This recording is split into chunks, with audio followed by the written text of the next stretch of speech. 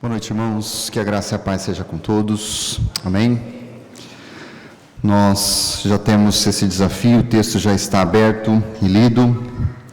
Gostaria de convidar os irmãos que mantenham suas Bíblias abertas, mas apenas a título de introdução, eu gostaria apenas de apontar para os irmãos que nós temos esse grande desafio diante de uma passagem que vai do verso 18 até o verso 31. Mas, em virtude do tempo, especialmente da preciosidade daquilo que o apóstolo Paulo começa a desenvolver a partir do verso 18, é bem provável que nós não passemos dos 3 primeiros versos essa noite, mas que o Senhor nos dê graça e em tempo oportuno retornaremos para continuar a passagem, se assim o Senhor permitir.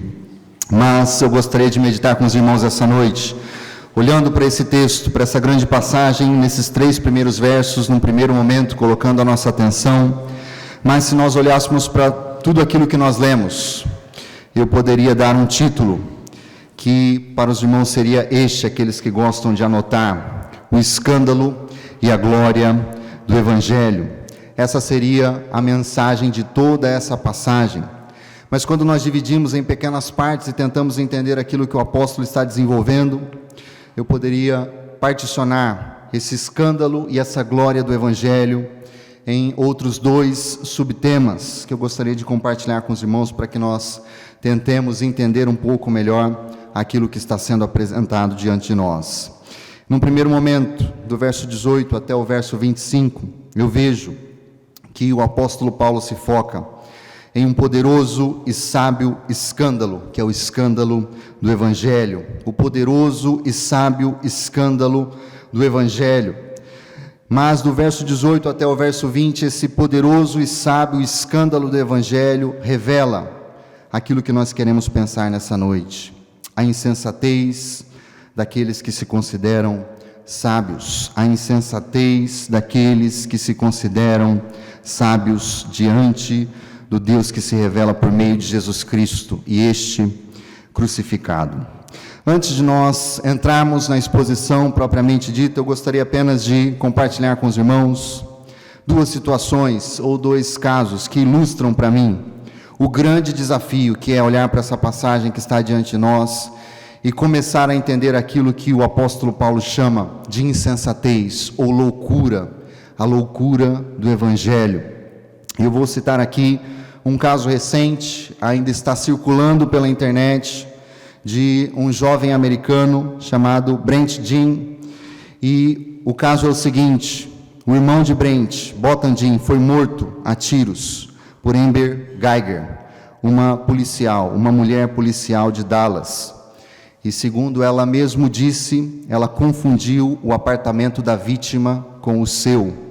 Ela era uma policial e supostamente confundiu o seu próprio apartamento com o da vítima e, achando que seria um invasor, ela o matou a tiros. E está acontecendo o julgamento já foi encerrado, mas a imagem que circulou na internet essa semana, há 3 ou 4 dias, 3 dias para ser mais preciso, é que enquanto algumas pessoas do lado de fora achavam que a pena de 10 anos para essa policial era uma pena muito branda, Brent Jean estava no tribunal e ele estava falando, e ele ofereceu perdão para a mulher que havia assassinado seu irmão.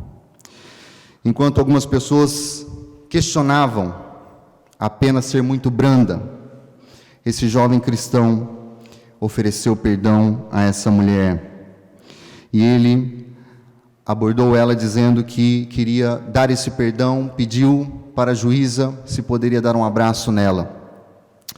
E isso tudo espantou o mundo.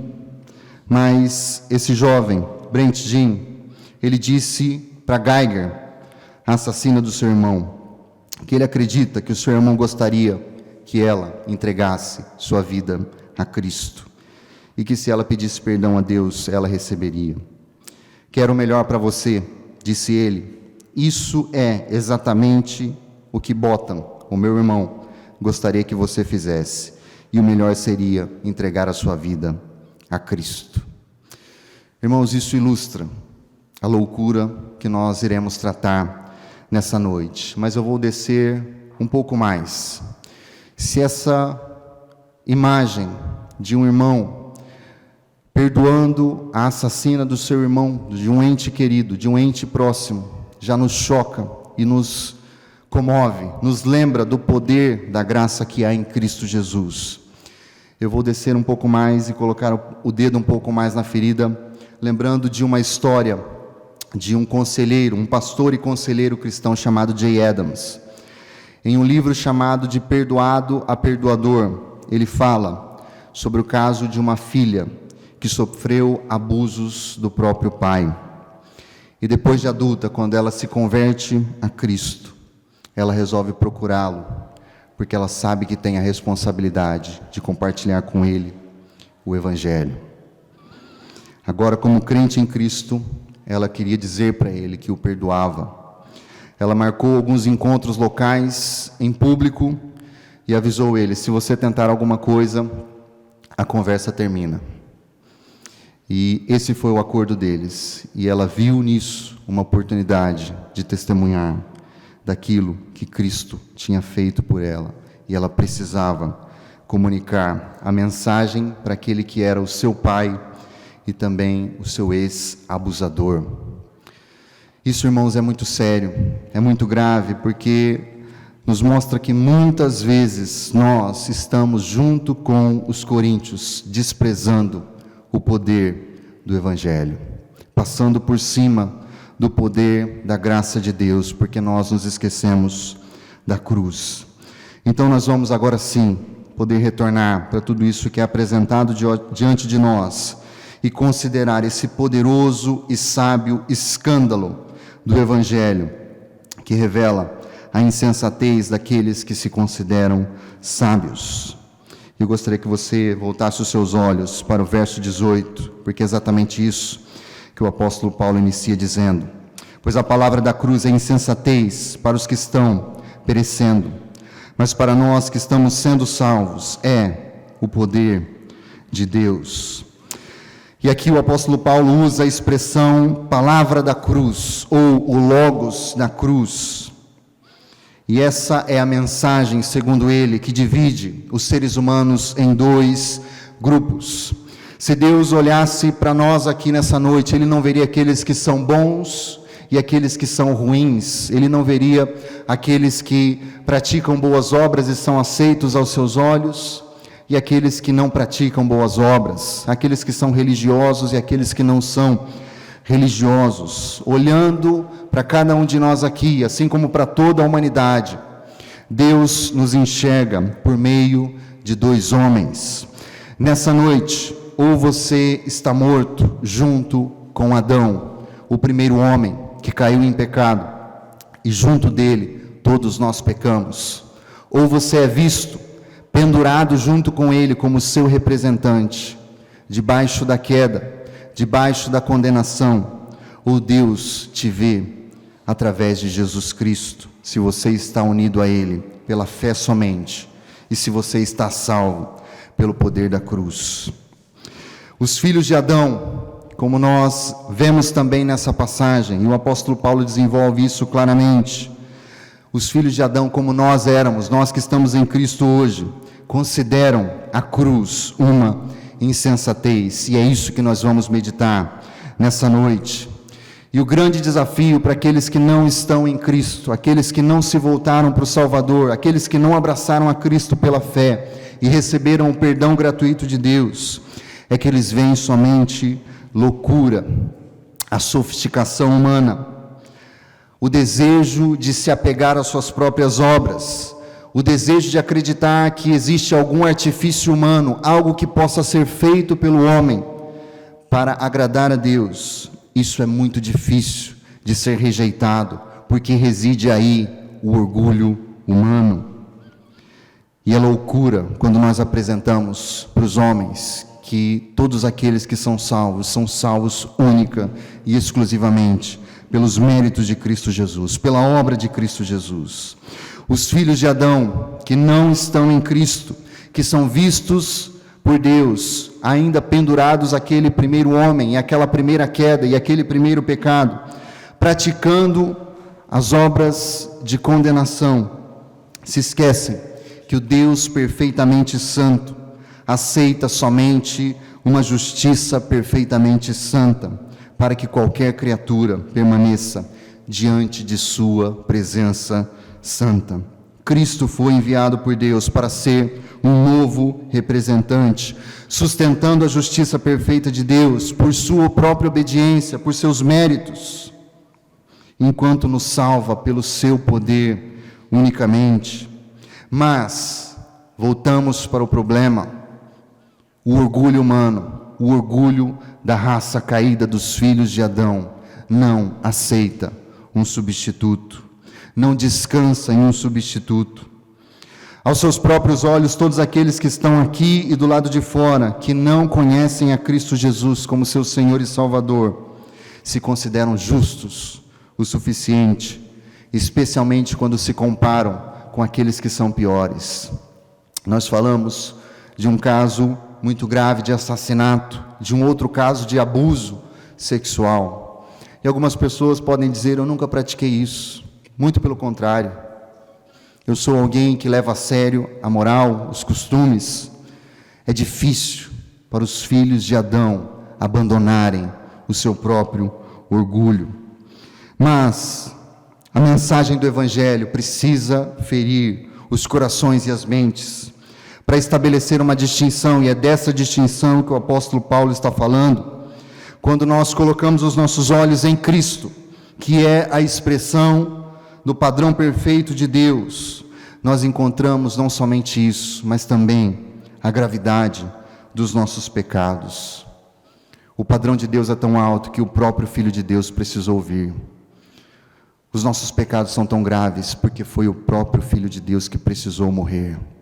Não eram animais, não eram bodes, nada disso poderia salvar. Nada daquilo que foi feito anteriormente era suficiente, tudo aquilo apontava para a obra de um Messias. Então, e este é o argumento do apóstolo Paulo, aqueles que se consideram sábios, sejam eles religiosos ou não, precisam ser humilhados diante da cruz. Aqueles que se consideram bons o suficientes diante de Deus, precisam ser humilhados diante da cruz. Mas o grande dilema aqui é este: o argumento diz daqueles que estão perecendo, daqueles que são insensatos porque não querem receber a loucura do Evangelho, se consideram sábios aos seus próprios olhos, mas essa mensagem também está sendo pregada para a igreja e para a igreja de Cristo. O desafio que nós temos hoje para considerar é entender a profundidade dessa separação espiritual, a profundidade da obra de Cristo Jesus, a profundidade do poder do Evangelho, a profundidade da transformação que Deus promete gratuitamente por meio da cruz de Cristo. Pois os coríntios, ao se apegarem a uma mentalidade da época, especialmente a mentalidade grega, como o pastor Anderson já estava desenvolvendo, eles estavam reduzindo o Evangelho a uma filosofia, a uma teoria que poderia ser disputada, uma teoria que poderia ser melhorada, inclusive, de acordo com alguns mestres que eles preferiam. Estavam tornando o Evangelho meramente ideias, filosofia. E como nós olhamos até aqui, o apóstolo Paulo estava tratando apenas do problema da divisão e desenvolvendo tudo isso até o verso 17, mas a partir do verso 18, ele entra no profundo da teologia. Ele precisa apontar que o problema de toda a prática é o problema de uma má teoria que a antecede, de uma má compreensão. E isso estava acontecendo entre os coríntios, e eles estavam se afastando de Cristo e se afastando do Evangelho. E Paulo está contendendo que o Evangelho não pode ser reduzido a uma mera sabedoria de palavras, pois isso esvazia o significado da cruz de Cristo. Isso ele já disse antes, no verso 17, ele está apenas continuando o seu argumento. E uma das principais contendas, disputas do apóstolo Paulo em toda essa epístola, é que o poder do Evangelho precisa ser reconhecido, vivido, experimentado pelo povo de Deus, como uma separação deste mundo e uma consagração ao Senhor. Paulo fala que nós estamos sendo salvos. A palavra da cruz, ela está trabalhando em nós e nós estamos sendo salvos. Essa é uma realidade constante. Essa é uma realidade que Paulo diz que é atuante e deve ser atuante na vida da igreja.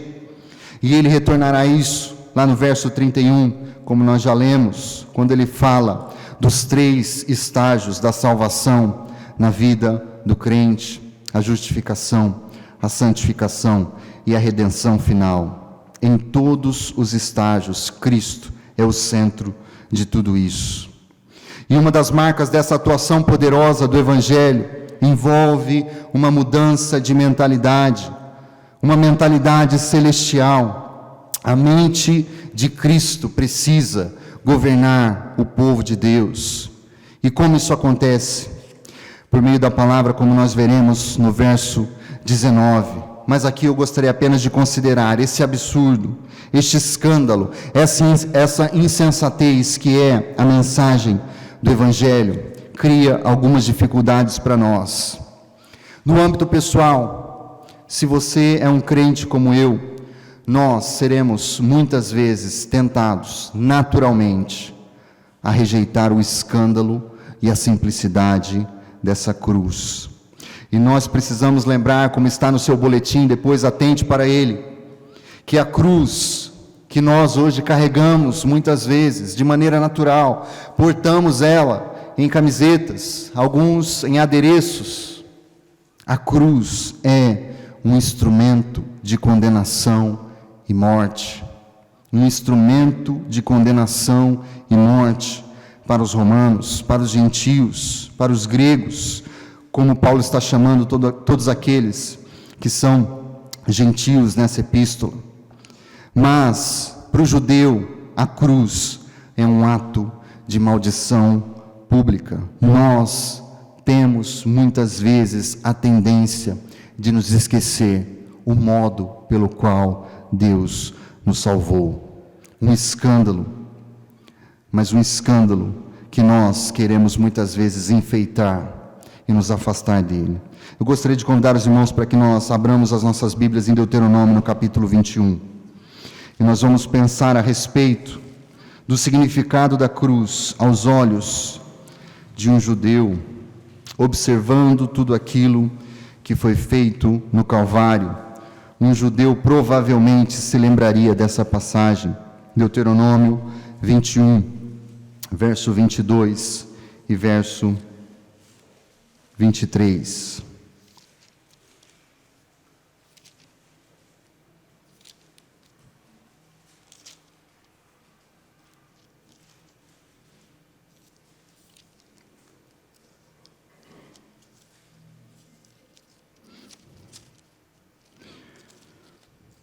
Perdão, irmãos, só um momento. Em Deuteronômio 21, nós encontramos o grande desafio de entender aquilo que um judeu pensava quando se deparava com um homem crucificado. Verso 22 e verso 23. Se um homem tiver cometido um pecado digno de morte e for morto, e o tiveres pendurado num madeiro, seu cadáver não passará toda a noite no madeiro, mas certamente o enterrarás no mesmo dia, pois aquele que é pendurado foi amaldiçoado por Deus. Assim, não contaminarás tua terra, que o Senhor teu Deus te dá como herança. Aquele que é pendurado foi amaldiçoado por Deus. Agora observe como Paulo aplica esse texto. Eu gostaria de convidar os irmãos para que nós fôssemos para Gálatas, no capítulo 3, verso 10. Novo Testamento, em Gálatas.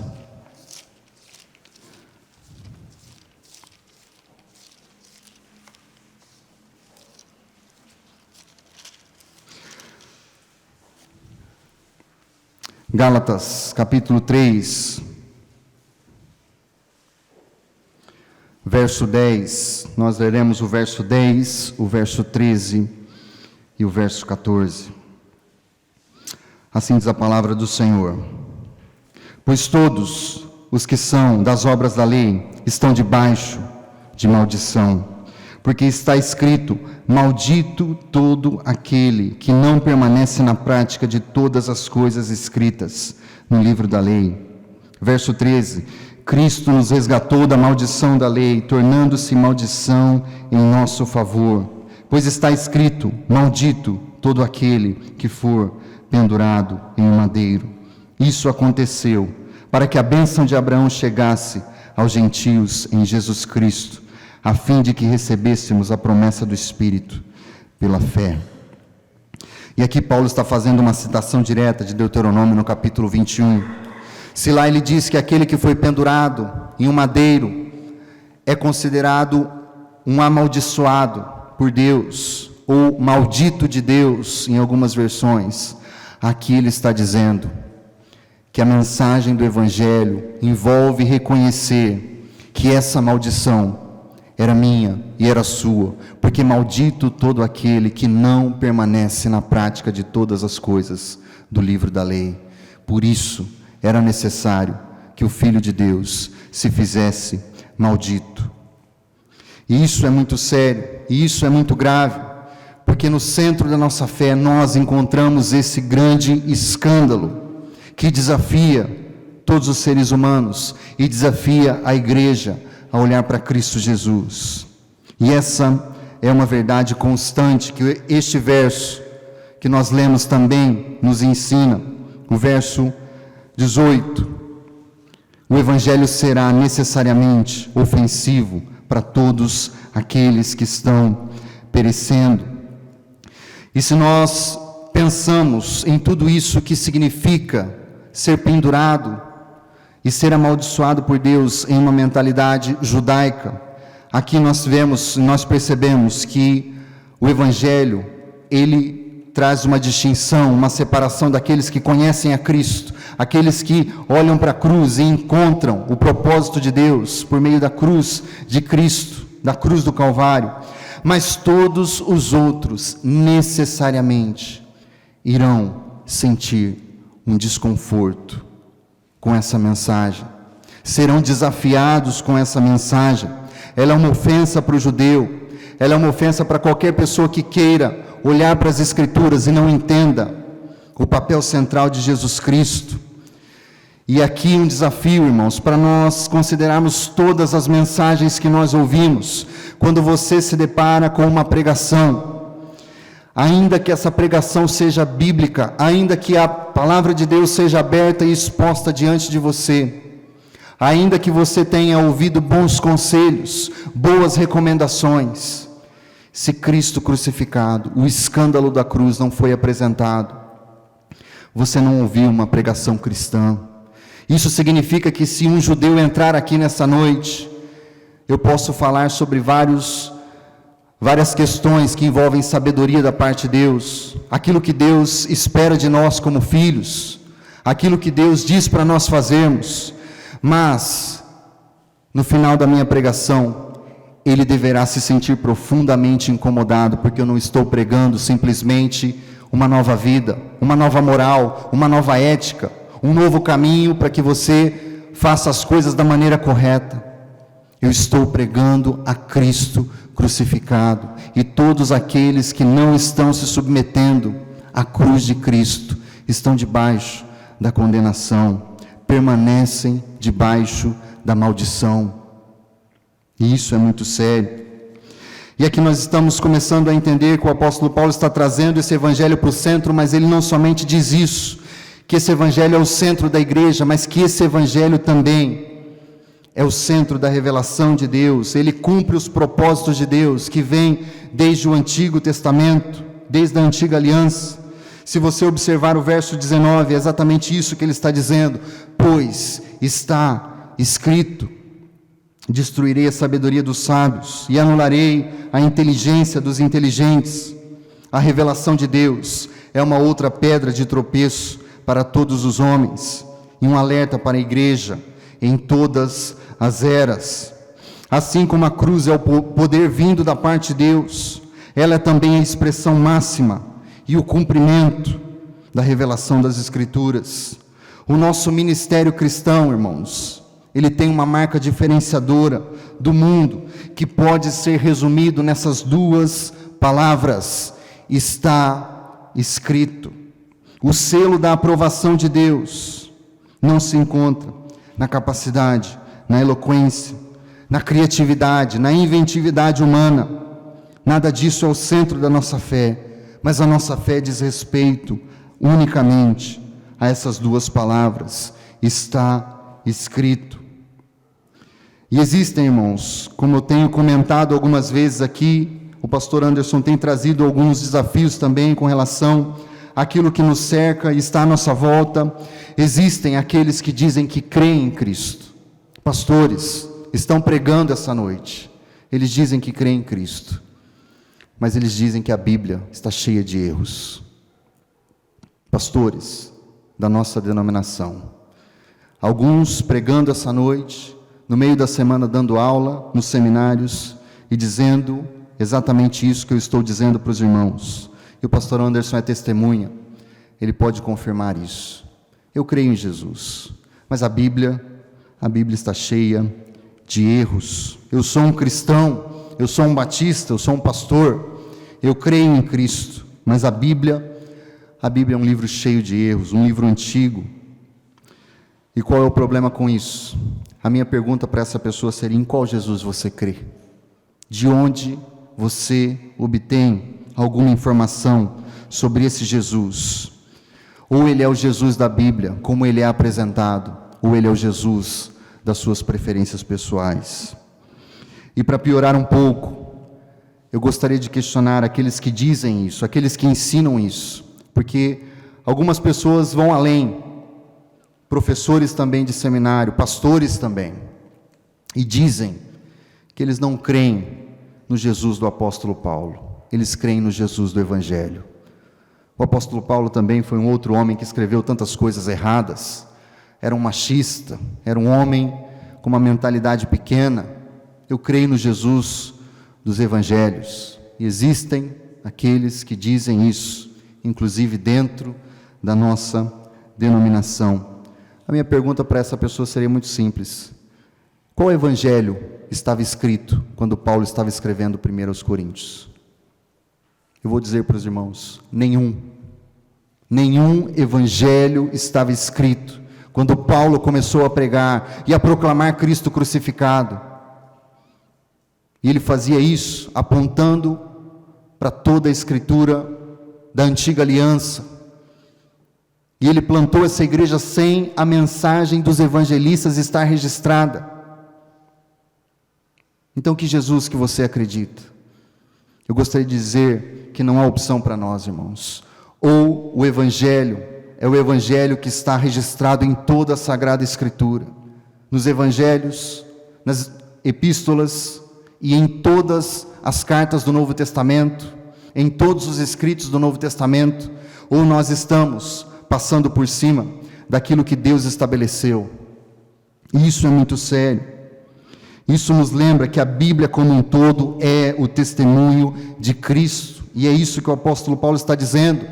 Esse escândalo foi planejado por Deus, essa insensatez para o mundo foi planejada por Deus, e tudo isso para nos lembrar como deveriam fazer os crentes em Corinto, que o fundamento cristão é a revelação de Deus em Cristo. Deus se revela, Deus lança a luz, Deus fala de uma vez por todas, de modo cabal e pleno, através do seu Filho, Jesus Cristo. E a expressão positiva de uma boa avaliação de tudo aquilo que nós fazemos aqui, irmãos, não é está dando certo, não é está bom para mim, não é está impressionante, é aquilo que o apóstolo Paulo está fazendo, mostrando o seu ponto, conforme está escrito. A palavra, a mensagem, o logos da cruz, na qual Cristo se faz maldito em lugar do seu povo, é o centro da revelação das Escrituras, e nós não podemos separar as duas coisas. Mas o apóstolo Paulo também faz uma outra coisa nesse verso 19, Ao apelar para a revelação como a origem do poder de Deus e da mensagem da cruz, Paulo também demonstra que o Evangelho é o cumprimento de uma profecia que se encontra em Isaías, no capítulo 29, verso 14. Eu gostaria que os irmãos abrissem comigo, pois aqui nós encontramos mais uma citação do apóstolo Paulo das Escrituras da Antiga Aliança. Isaías, capítulo 29, verso 14.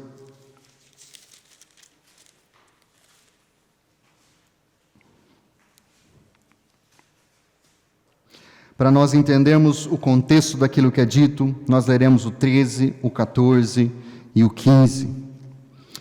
Por isso, verso 13, o Senhor disse: este povo se aproxima de mim e me honra com os lábios e com a boca, mas o coração deles está longe de mim. O seu temor para comigo consiste em mandamentos de homens, aprendidos de forma mecânica. Portanto, continuarei a fazer uma obra maravilhosa com este povo, uma obra mais que maravilhosa. A sabedoria dos seus sábios cessará, e a perícia dos seus peritos se esconderá. Ai dos que escondem profundamente o seu propósito do Senhor. Realizam suas obras às escuras e dizem: quem nos vê? Quem sabe? E o verso 13 e 15 nos ajuda a entender de forma mais profunda por que o apóstolo Paulo pega essa citação. E ele vai tratar em 1 Coríntios capítulo 1, verso 19, dessa sabedoria, dessa astúcia, dessa perícia humana. Em Isaías, isso está expresso em duas tendências que acompanharam o povo judeu na Antiga Aliança. Um formalismo religioso, forma de religião, aparência de religião, falso temor a Deus, mandamentos humanos que eram repetidos mecanicamente, e tudo isso com suposta aparência de temor a Deus. E uma outra tendência, pecados e propósitos ocultos no coração, obras e ações más praticadas às escondidas. E essa é a pergunta que eles faziam: quem nos vê? Quem sabe? E quando nós olhamos em 1 Coríntios, nós vemos Paulo, que ele está pegando essa passagem, ele não está apenas aplicando para os judeus, mas ele está explicando que essa profecia se cumpriu plenamente na revelação do Evangelho. Os homens podem ter a melhor aparência possível, podem ser externamente corretos, praticantes de boas causas, frequentadores de igrejas e de cultos, adeptos de filosofias e religiões. Podem praticar muitas coisas criadas pela mente humana que supostamente produzem o bem, mas nada dessas coisas, ainda que algumas sejam boas, serve sem a obra da cruz no coração do pecador. E esse é um grande desafio, porque nós perdemos isso de vista muitas vezes. Nós não queremos incomodar as pessoas com o Evangelho, nós não queremos ir adiante, nós não queremos cruzar alguns limites da polidez, e nós não queremos dizer para algumas pessoas, inclusive pessoas que nós amamos, que estão próximas de nós, que no inferno haverá muitas pessoas socialmente boas, moralmente aceitáveis, religiosamente assíduas, envolvidas com atividades eclesiásticas, mas que colocaram não a sabedoria da cruz, mas a própria sabedoria, o seu próprio desempenho, a sua inteligência pessoal, os seus próprios raciocínios, e anularam a mensagem do Cristo crucificado. Destruirei a sabedoria dos sábios e anularei a inteligência dos inteligentes. É a promessa do Evangelho. E do outro lado, a citação do profeta Isaías, como vimos, fala de obras más praticadas às escondidas. Quem nos vê? Quem sabe? E o alerta para nós, como seres humanos, especialmente como seres humanos de uma raça decaída, nós somos experts em parecer melhores do que realmente somos. Infelizmente, irmãos, nós somos experts em parecer melhores do que realmente somos. Os coríntios queriam parecer melhores uns que os outros, e o que eles faziam para parecer religiosamente superiores uns aos outros? O pastor Anderson já tratou disso na exposição passada.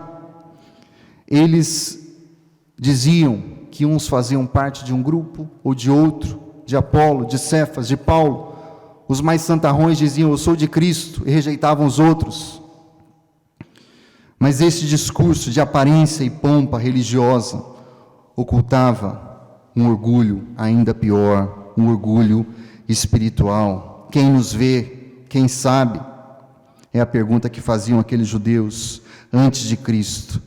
E por isso Deus promete uma obra maravilhosa, que é a luz do Evangelho expondo, que Deus sabe, e que por isso Cristo precisou morrer, e isso torna o orgulho e a hipocrisia dois pecados que negam diretamente a cruz de Cristo. Deus vê, Deus sabe, a cruz de Cristo expõe isso. E aqui um alerta para nós, como igreja do Senhor. Nós, irmãos, precisamos parar de nos esconder atrás das folhas e arbustos, como fez Adão, o nosso primeiro pai. Ele achou que poderia se esconder pelas suas próprias obras. Ele achou que poderia se esconder diante dos olhos de Deus, e era a mesma coisa que os judeus estavam fazendo, e é a mesma coisa que eu e você tentamos fazer muitas vezes. Nós precisamos parar de nos esconder atrás de folhas, de arbustos, daquilo que nós queremos fazer com a nossa própria mão. O mundo quer ter trajes reais e acha que pode impressionar Deus, mas Deus, somente Deus, providenciou as vestes reais, as vestes santas, pela morte do seu Cordeiro.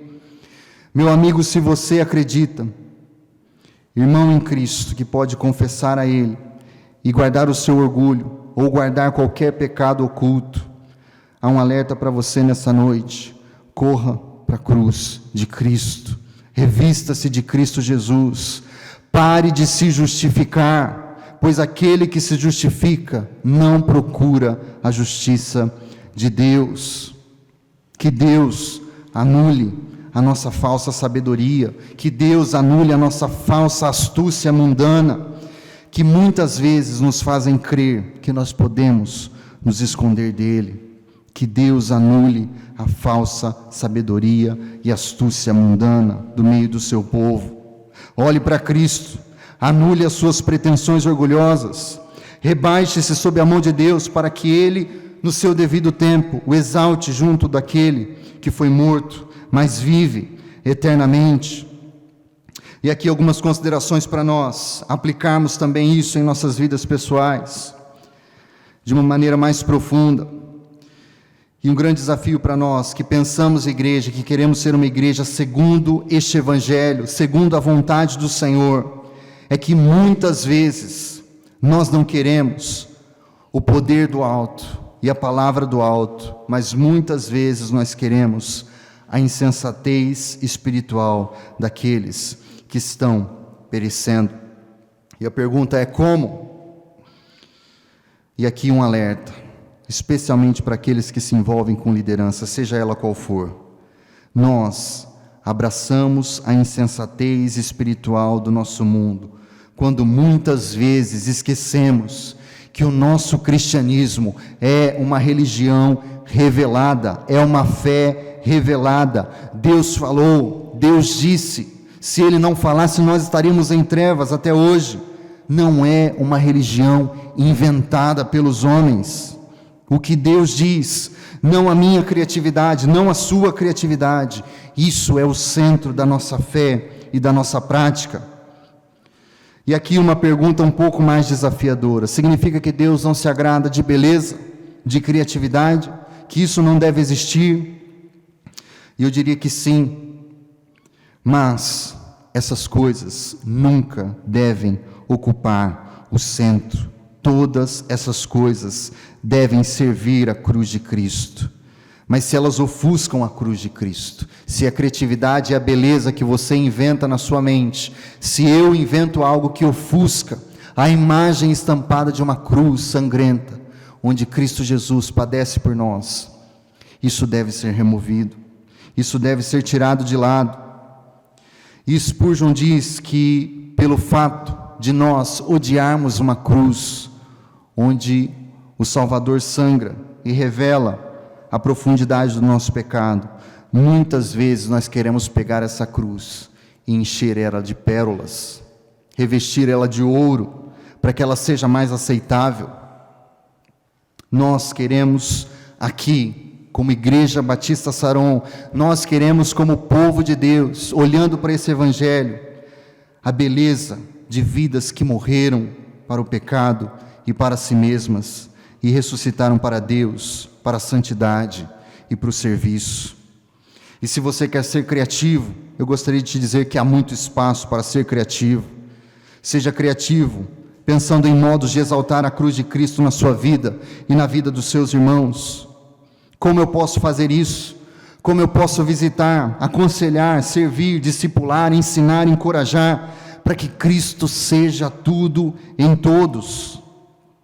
E ainda que você faça muitas coisas nesse sentido, quando você olha para essa cruz mais uma vez, você se lembra: não é a minha criatividade, não são os meus feitos, não é a minha sabedoria, é a simplicidade de Cristo, é a beleza de Cristo, é a insondável e misteriosa sabedoria de Deus que me sustenta, não sou eu mesmo. A centralidade do Evangelho também precisa encontrar, especialmente nós, irmãos, quando estamos com a nossa Bíblia aberta, e este é o segundo ponto para nós considerarmos e aplicarmos. Há um grande problema, e eu acredito que seja um problema geral, quando um cristão é desafiado a olhar para toda a Escritura e encontrar na Escritura, como dizia também Charles Spurgeon, um atalho para Cristo. Você consegue fazer isso?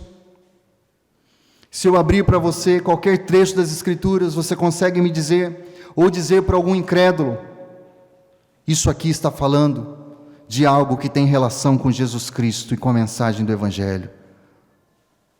E eu vou te explicar isso. E esse é um grande dilema, irmãos, porque muitas vezes, como nós já falamos antes, nós abrimos as Bíblias como judeus. Nós queremos alguma sabedoria, nós queremos uma instrução, nós queremos uma mensagem rápida, nós queremos que Deus diga alguma coisa, se eu vou para cá ou se eu vou para lá, mas nós não queremos Jesus Cristo. Nós não queremos o autor e consumador da nossa fé, o centro de todas as profecias. E isso para nós nos alerta que todo trecho das Escrituras deve ser um atalho para Cristo. Todo cristão deveria ler a palavra de Deus atentamente, buscando Cristo, tentando entender como aquilo se relaciona com a pessoa, com a obra e com o ensino de Cristo, porque sem Ele nós não podemos aproveitar nada do Antigo nem do Novo Testamento. Tudo, inclusive a revelação de Deus, só pode ser recebida por seu povo, por nós, por causa de Cristo e por causa da sua obra consumada. Aqueles que ensinam as crianças.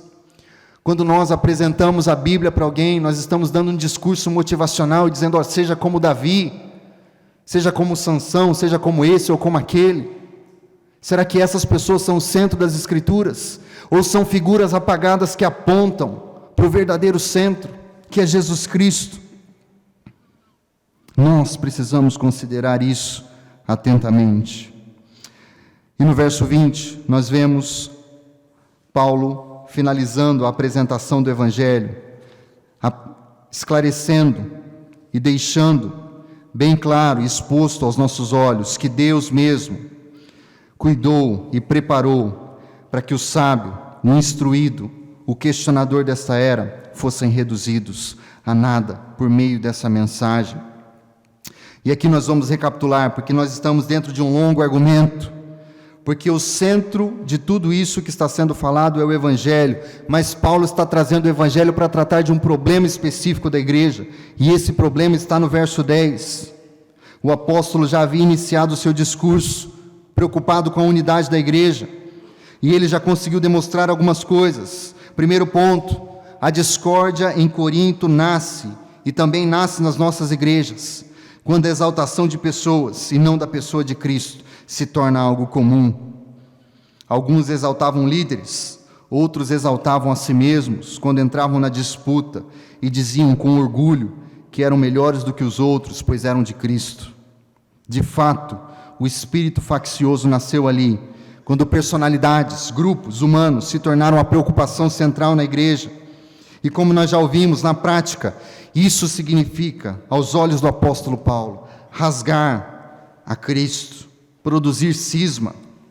E em Corinto, algumas pessoas se apegavam ao que era feito e ensinado por um líder de sua preferência e rejeitavam os demais. Como nós também já ouvimos, Jesus orou pela nossa unidade e deseja que sejamos um com Ele, assim como Ele é um com o Pai, e isso se reflete na nossa unidade. E da mesma forma como cremos em um Deus que é trino, 3 pessoas que compartilham de uma mesma essência divina, e este Deus nunca pode ser dividido, nós vemos que uma das manifestações principais da presença de Deus neste mundo caído, da presença de Deus em meio a essa era tenebrosa, se dá pela unidade da igreja, porque nós estamos cumprindo, nós estamos recebendo em nós o resultado da oração sacerdotal de Cristo. Isso é muito sério para nós, irmãos, porque nos afastar da comunhão uns com os outros, por qualquer motivo ilegítimo, por qualquer motivo que seja meramente pessoal, humano, é algo grave aos olhos de Deus, é tentar rasgar a Cristo e negar a sua obra de intercessão e reconciliação. Tudo isso nós já ouvimos, mas a partir do verso 18, Paulo precisa demonstrar as fontes da divisão e do orgulho na igreja, no coração humano. E o diagnóstico dele é este: vocês se dividem porque querem ser e parecer com o mundo. Vocês não percebem, mas estão negando o evangelho da cruz, quando não mostram, pelas suas atitudes, que há uma separação sobrenatural, operada pelo evangelho, entre aqueles que perecem e aqueles que estão sendo salvos. Verso 18, vocês querem se apegar aos discursos e à sabedoria de palavras de líderes, mas Deus já havia revelado e prometido que faria uma obra maravilhosa, que abateria o orgulho, a hipocrisia de qualquer sabedoria religiosa e irreligiosa no mundo. Os profetas já falavam disso, verso 19, e agora no verso 20, Paulo vai dizer que o evangelho não apenas expõe o sábio, o instruído, o questionador dessa era, mas também torna absurda a lógica deste mundo. Ou seja, recapitulando tudo aquilo que ele está dizendo, a unidade da igreja depende do quanto nós entendemos que fomos chamados para apresentar o evangelho como sabedoria de Deus, que não foi alcançado pela capacidade intelectual minha, sua, muito menos capacidade espiritual de alguém aqui nessa noite, nem pelo desenvolvimento ou raciocínio humano.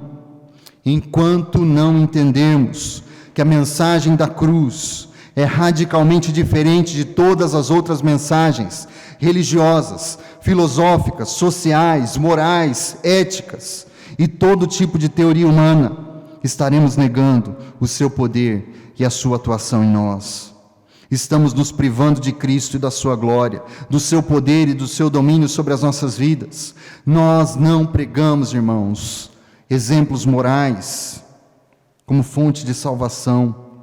Nós pregamos a Cristo crucificado como um sinal da nossa falência moral. Nós não anunciamos uma nova sabedoria para conduzir a vida das pessoas. Nós anunciamos a cruz como única via para Deus e para a vontade de Deus. Nós não anunciamos uma preocupação social, como muitos querem fazer hoje. Nós anunciamos Cristo crucificado como única esperança para a transformação de um mundo caído e rebelde. Nós não pregamos uma nova teoria, nós pregamos a Cristo como nossa sabedoria, justiça, santificação e redenção. Quando essa mensagem não é o centro, não é a força unificadora de tudo aquilo que nós estamos fazendo aqui, de tudo aquilo que nós somos enquanto cristãos e igreja, é bem provável que já estejamos colocando alguma sabedoria no lugar, alguma outra sabedoria, algum outro fruto do orgulho desta era. nós podemos, como os coríntios faziam, confessar a Cristo e caminhar de acordo com a lógica deste mundo. E este é o alerta do apóstolo Paulo. E aqui, para nós caminharmos para a última parte e última compreensão deste verso, nós temos que foi do agrado de Deus tornar a lógica deste mundo um absurdo por meio da obra da cruz. Na cruz do Calvário, aquele que é o primeiro se torna o último entre os homens. Aquele que era o mais amado pelo Pai se torna o mais odiado entre os homens. Aquele que era o fiel e verdadeiro é tratado como um criminoso e um mentiroso. Aquele que é digno de louvores é insultado. Aquele que é a descendência bendita de Abraão é amaldiçoado. O profeta maior que Moisés é chamado de endemoniado. O descendente do rei Davi é coroado com espinhos e espancado. O santo é profanado. O justo é injustiçado. A luz da vida escurece. O sustentador do mundo é pendurado em um madeiro. O autor da vida desce para a sepultura. Mas tudo isso, e este é o grande ponto, tudo isso diante de um tribunal legalmente constituído. Tudo isso diante de um tribunal legalmente constituído, que seguia a doutrina jurídica mais avançada da época. E esse Jesus que foi condenado por esse tribunal, ele estava sob acusação do sistema religioso mais sofisticado do mundo antigo, o judaísmo. A acusação judaica e o julgamento romano deram o aval para a morte do Filho de Deus. Não era uma simples conspiração diabólica. E Paulo está dizendo isso, conforme ele faz essa citação do profeta. Era o agir da vontade de Deus, pois Deus estava tornando absurda a lógica deste mundo. E lembre-se daquilo que Jesus disse para Pilatos: você não teria qualquer poder sobre mim se não te fosse dado de cima. Por isso, aquele que me entregou a ti é culpado de um pecado ainda maior. Isso está lá em João, capítulo 19, verso 11. Mas entenda que toda essa loucura, todo esse escândalo da cruz, foi feito diante de um tribunal legal, com a melhor doutrina jurídica, com uma acusação que tinha muito apelo popular, porque aqueles que acusavam eram os mestres da lei da época. Os judeus consideravam Cristo um escândalo para suas pretensões religiosas. Os romanos não se importavam com ele, estavam ocupados demais, levando adiante a sua própria civilização. E quando Jesus cita que aquele que o traiu tinha maior pecado, nós lembramos que Judas significa Judá, e este era o nome da tribo que guardava as esperanças messiânicas. Em resumo, a sabedoria grega, herdada pelos romanos, não via em Cristo coisa alguma, ignorou e consentiu com sua morte. Os herdeiros dessa salvação, os herdeiros naturais dessa salvação, a desprezaram e acharam escandalosa a pessoa, o ensino e a obra de Cristo Jesus. E algumas aplicações para nós considerarmos e caminharmos para o fim. Aqui um grande alerta para nós, como crentes em Cristo Jesus, mais um grande alerta para nós.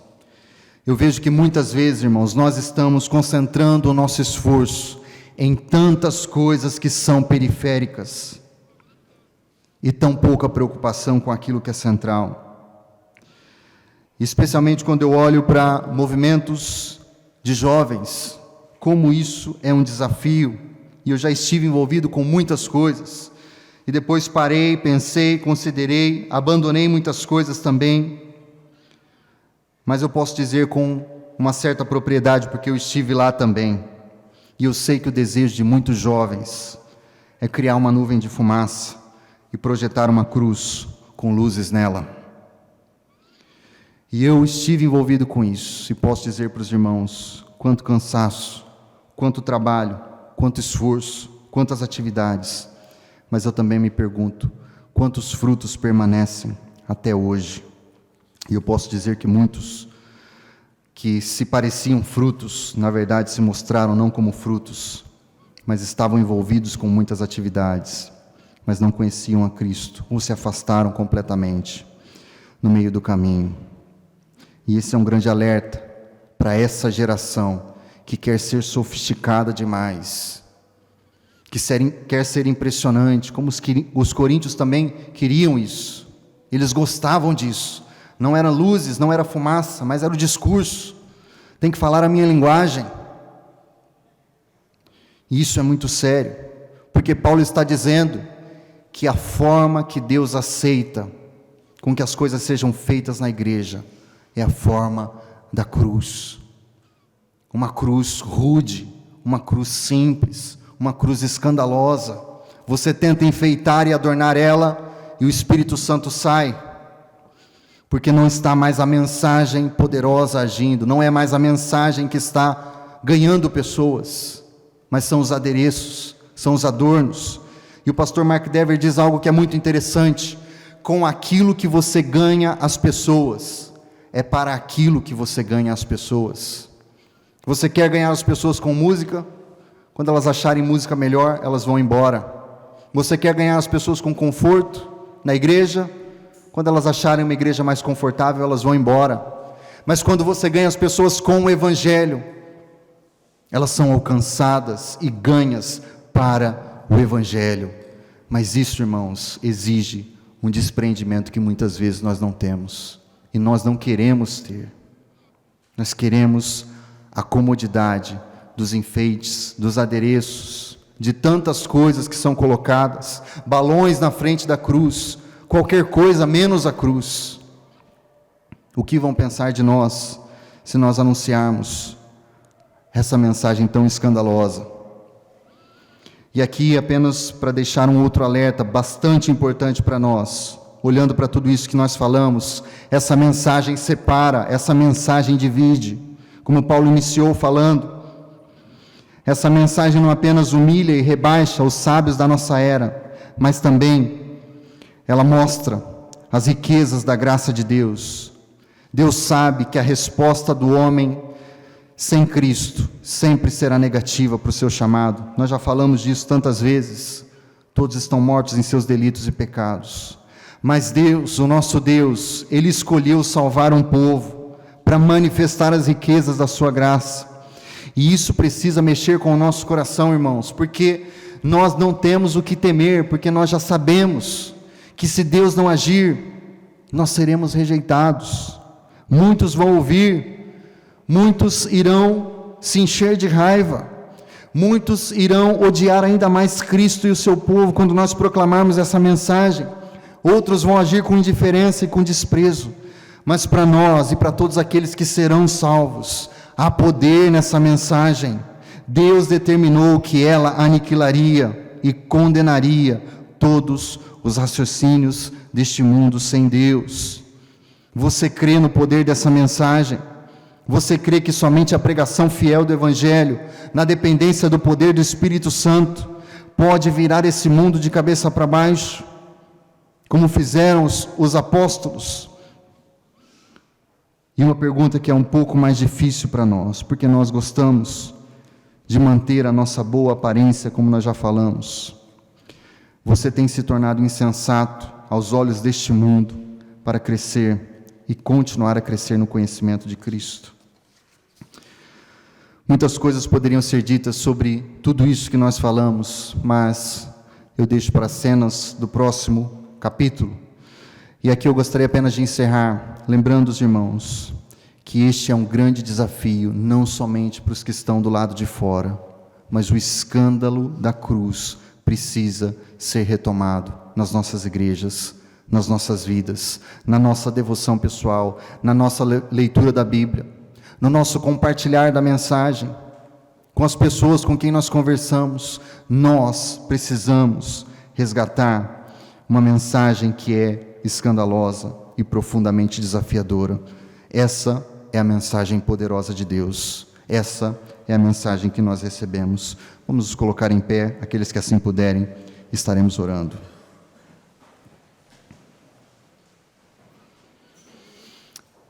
Pai, nós te damos graças, ó Deus, porque é bondade do Senhor estarmos aqui nessa noite. Não são os nossos méritos. Ninguém aqui pode dizer, ó Deus, que apresentou algo ao Senhor para que fosse alcançado. Muito pelo contrário. Nós sabemos que se não fosse o agir do Teu Santo Espírito e a proclamação do Evangelho, um dia alcançando as nossas vidas, nós continuaríamos perecendo junto com este mundo. Nós continuaríamos fazendo obras más diante do Senhor, sem qualquer esperança. Nós estaríamos debaixo da condenação e da maldição que era nossa. Mas graças a Ti, ó Deus, porque isso foi lançado sobre Cristo Jesus. E essa é a grande sabedoria do Senhor. Essa é a riqueza do Evangelho que nos foi dada. E eu peço que o Senhor renove isso em nossas vidas, na nossa igreja, em nossos ministérios, nos nossos casamentos, na nossa criação de filhos, no anúncio, no ensino de toda a Escritura, que possamos apontar para a grande sabedoria do Senhor em Cristo e dizer que todos os sábios desta era, os mais elevados e exaltados desta era, são nada sem a cruz de Cristo Jesus. Não podem comparecer diante do Senhor, não podem obter nada do Senhor sem Cristo. Mas nós temos ao Senhor, nós temos ao Teu Filho, nós temos o Teu Espírito, e eu peço a Deus, nos ajuda a valorizar essa mensagem, a entender a profundidade, a largura do Teu grande amor em Cristo. Que grande condenação nós merecíamos, mas que grande amor nós recebemos por meio do Teu Filho, que grande consolação. Nós não precisamos nos debater com essa era em desespero, olhando para as ameaças, para os terrores que existem neste mundo. Nós não somos escravos de nós mesmos, nós não somos escravos dos nossos próprios desejos. Nós temos a sabedoria dos altos céus, e a nossa mente está cativa a Cristo Jesus nas regiões celestiais. Renova a nossa compreensão, renova as nossas vidas à luz disso tudo, ó Deus, e faz com que mais uma vez essa grande distinção que o Senhor mesmo faz por meio da proclamação de Cristo apareça em nossas vidas, em nossas igrejas, em nossos ministérios.